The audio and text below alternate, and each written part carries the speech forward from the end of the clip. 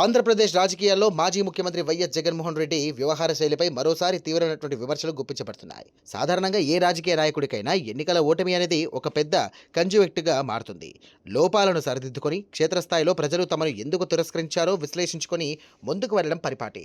అయితే వైఎస్ఆర్ కాంగ్రెస్ పార్టీ అధినేత జగన్ మాత్రం గత ఏడాది చోటు చేసుకున్నటువంటి చారిత్రాత్మక పరాభవాన్ని ఇప్పటికీ జీర్ణించుకోలేకపోతున్నారని, పైగా క్షేత్రస్థాయిలో ఉన్న అసలు సిచ్యువేషన్స్ను అంచనా వేయడంలో కంప్లీట్గా ఫెయిల్ అవుతున్నారనే అభిప్రాయం వ్యక్తమవుతోంది. 2024 ఎన్నికల ఫలితాల్లో వైఎస్ఆర్ కాంగ్రెస్ పార్టీ 151 సీట్ల నుండి కేవలం 11 సీట్లకు దిగజారిపోవడం ఒక మైండ్ బ్లోయింగ్ షాక్ అయితే, జగన్ మాత్రం తన పాలనపై ఇప్పటికీ ఎంత భ్రమలో ఉన్నారనే వ్యాఖ్యలు రాజకీయ విశ్లేషకుల నుండి వస్తున్నాయి. ఇటీవల తాడేపల్లి పార్టీ ఆఫీసులో జరిగినటువంటి నాయకుల మీటింగ్లో మాట్లాడిన జగన్ కూటమి ప్రభుత్వంపై ప్రతి వర్గంలోనూ తీవ్ర వ్యతిరేకత ఉందంటూ కామెంట్స్ చేశారు. అంతేకాకుండా మేము పాలించిన తీరుకు ఆంధ్రప్రదేశ్ ప్రజల నుండి ఎలాంటి నెగిటివిటీ లేదా యాంటీ ఇన్కంబెన్సీ రావడం అసలు ఛాన్సే లేదని అన్నారు. మేమంతా గ్రేట్గా పరిపాలించాం, కానీ ప్రస్తుతం కూటమి ప్రభుత్వం అధికారంలోకి వచ్చినటువంటి మొదటి 2 సంవత్సరాల్లోనే విపరీతమైనటువంటి పబ్లిక్ నెగిటివిటీని ఫేస్ చేస్తోంది అంటూ జగన్ స్టేట్మెంట్స్ని ఇచ్చారు.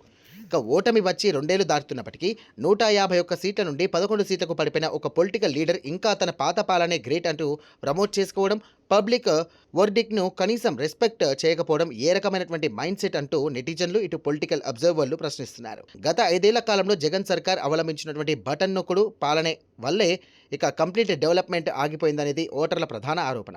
రాజధాని అమరావతిని నాశనం చేయడం, ఇండస్ట్రీస్ రాకుండా పోవడం, జాబ్స్ లేక యంగ్ జనరేషన్ స్టేట్ వదిలి వెళ్ళిపోవడం, రోడ్లు మౌలిక సదుపాయాలు పూర్తిగా పడకేయడం వంటి రీజన్స్ వల్లే పబ్లిక్ ల్యాండ్ స్లైడ్ విక్టరీని కూటమికి ఇచ్చేశారు.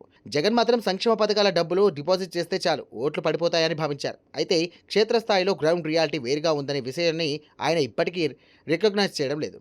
సంక్షేమంతో పాటుగా infrastructures, job creations, capital development ఎంత ఇంపార్టెంట్ అనేది పబ్లిక్ తమ తీర్పు ద్వారా క్లియర్గా మెసేజ్ ఇచ్చారు. ప్రస్తుత కూటమి ప్రభుత్వం అమరావతి రాజధాని నిర్మాణ పనులను వేగవంతం చేయడంతో పాటుగా ఐటీ, పారిశ్రామిక రంగానికి పెద్దపీట వేస్తోంది.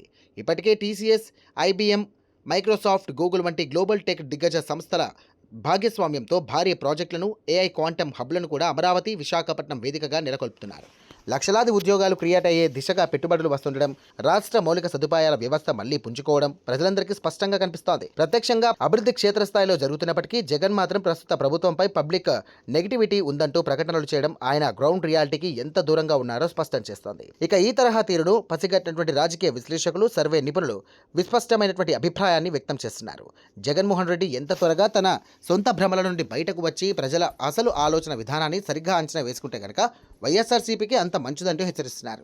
తమ ఘోర పరాజయానికి గల వాస్తవ కారణాలను విశ్లేషించుకోకుండా క్షేత్రస్థాయిలో ఫలితాలకు విరుద్ధంగా ఇంకా తన బటన్ నొక్కుడు విధానాన్నే గొప్పదనే ధోరణిలో ఉంటే మున్ముందు పార్టీ భవిష్యత్తు మరింత ప్రమాదంలో పడే అవకాశం ఉందంటూ భావిస్తున్నారు. ఇక ఇప్పటికైనా జగన్ తన రాజకీయ సమీకరణలను, వ్యాఖ్యలను మార్చుకొని నిజమైన ప్రజా సమస్యలపై దృష్టి సారిస్తారో లేదో కాలమే సమాధానం చెప్పాలి.